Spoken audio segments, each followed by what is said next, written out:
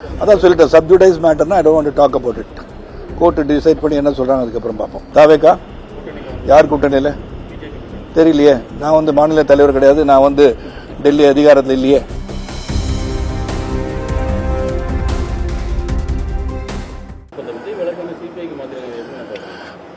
சிபிஐக்கு மாற்றிருக்காங்கன்னு பார்க்குறேன்.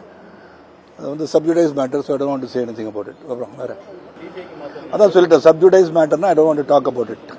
Court decide பண்ணி என்ன சொல்கிறாங்க அதுக்கப்புறம் பார்ப்போம். தெரியலைங்க, எனக்கு தெரியல. சட்டமன்ற தேர்தல் 2026 நாளைக்கு என்ன நடக்குன்னு எனக்கு தெரியல. அதனால் இப்போ நடக்கும்போது சொல்கிறேன். ரொம்ப மகிழ்ச்சியாக இருந்தது, ரொம்ப சந்தோஷமாக இருந்தது. ரொம்ப நல்லா நடிக்கிறாரு, ரொம்ப சந்தோஷமாக இருந்தது. அவரோட சேர்ந்து நடிப்பது என்பது விஜயகாந்த் சாரோட நடித்த மாதிரி இருந்தது. நான் பிக் பாஸ் நிகழ்ச்சியை நான் பார்க்கறது இல்லைங்க. அது தடை செய்யணுமா வேண்டாமான்னு எனக்கு தெரியாது. எதுக்காக சொன்னாரு வேல்முருகன் கேட்டுட்டு உங்களுக்கு பதில் சொல்றேன். விஜய் வந்து அரசியல் காரணங்களுக்காக பழிவாங்கி கூட்டணிக்குள்ளார இருக்கிறதுக்காக தான் இந்த மாதிரியான கொண்டு போய் அதை பிரயோஜன மோடி அரசு அப்படின்னு சொல்லி குற்றச்சாட்டு தெரியலங்க. அது எனக்கு பற்றி தெரியாது.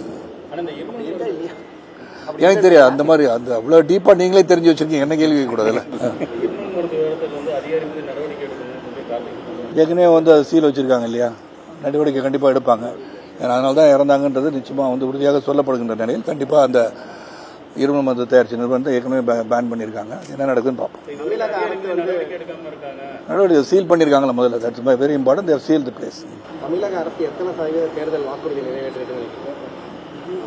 அடுத்த வருடத்துல வந்து உதயநிதி சினிமா நடிப்பாரு தெரியல, எனக்கு தெரியாதுங்க. சினிமா நடிப்பாரு நடிக்க மாட்டேன். நான் ஜாதகம் நான் விஞ்ஞானியா இல்லாட்டி ஜாதகம் சொல்றேன். தேர்தல் வந்து 6 மாத காலம். ஆமாங்க. பொதுமக்களோட நிலைப்பாடு அப்படிங்கிறத இப்போலேருந்து நாங்கள் அதை பார்க்கணுன்ட்டு அனைத்து கட்சியுமே பல்வேறு இடங்களில் போய் பேசியிருக்காங்க. உங்கள் மனநிலை சார் இருக்கு? தேர்தல் வரும்ன்றது எல்லாருக்கும் தெரியும். மக்கள் வந்து தேர்தலில் என்ன நடக்கும்ன்றது எதிர்பார்க்க ஆரம்பிச்சிருவாங்க இல்லையா. 2026 தேர்தல் போது இந்த தேர்தலில் என்ன நடக்கும், எதற்காக வாக்களிக்க வேண்டும், எப்படி வாக்க வேண்டும், யாருக்காக வாக்களிக்க வேண்டும்னா சிந்திக்க ஆரம்பிச்சிருவாங்க. அதாவது தொடர்ந்து சென்று வாக்களிப்பவர்கள் இதை சிந்திக்க ஆரம்பிச்சிருவாங்க. ஆட்சிகள் எப்படி இருக்க வேண்டும், காட்சிகள் மாற வேண்டும், ஆட்சிகள் மாற வேண்டும் என்ற எண்ணத்தை வந்து அவங்க வந்து விழாவரியா டீ கடையிலும் சரி, சந்திக்கின்ற இடங்களும் சரி, நிச்சயமாக விழாவரி அதை பற்றி பேச தான் செய்வாங்க. அது பேசிக்கிட்டு தான் இருப்பாங்க. அது தேர்தல் வரும்போது என்ன நடக்கும்னு அன்றைக்கி தான் தெரியும். தாவேக்கா யார் கூட்டணியில் தெரியலையே. நான் வந்து மாநில தலைவர் கிடையாது, நான் வந்து டெல்லி அதிகாரத்தில் இல்லையே. அவர் சொன்ன காரணம் எனக்கு தெரியாது. அதான் சொன்னேன், நான் வெளிநாட்டில் வந்த பிறகு இவ்வளோ கேள்வி கேட்டாலும் பதில் சொல்ல காத்திருக்கேன்.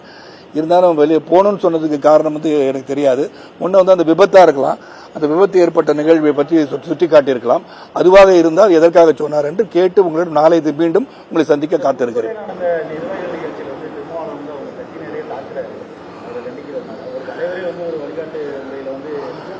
எனக்கு தெரியாது. ஏன்னா அவங்க கட்சி கூட்டத்துக்குள்ள அவர் அப்படி செய்திருந்தார் என்று சொன்னால் ஒரு ஆசிரியர் தன் மாணவனை கண்டித்ததாக எடுத்துக்கொள்ளலாம். அல்லது எதற்காக அடித்தார் என்று காரணம் தெரிந்திருந்தால் அதுக்கு சிறப்பான பதிலை என்னால் சொல்லியிருக்க முடியும். தமிழகத்தை மட்டும் இல்லைங்க, தொடர்ந்து உலக அளவில் வந்து சைபர் கிரைம் நடந்துட்டு தான் இருக்கு இல்லையா. அந்த சைபர் கிரைம்ன்றது இன்னைக்கு வந்து இப்போ பார்த்தீங்கன்னா காலையில் எந்திரிச்ச உடனே பல் தைக்க போறாங்களோ இல்லையோ ஃபோன் எடுத்துக்கிறாங்க கையில் எல்லாரும். அதனால so many people are going and watching social மீடியாவில் இருக்காங்க.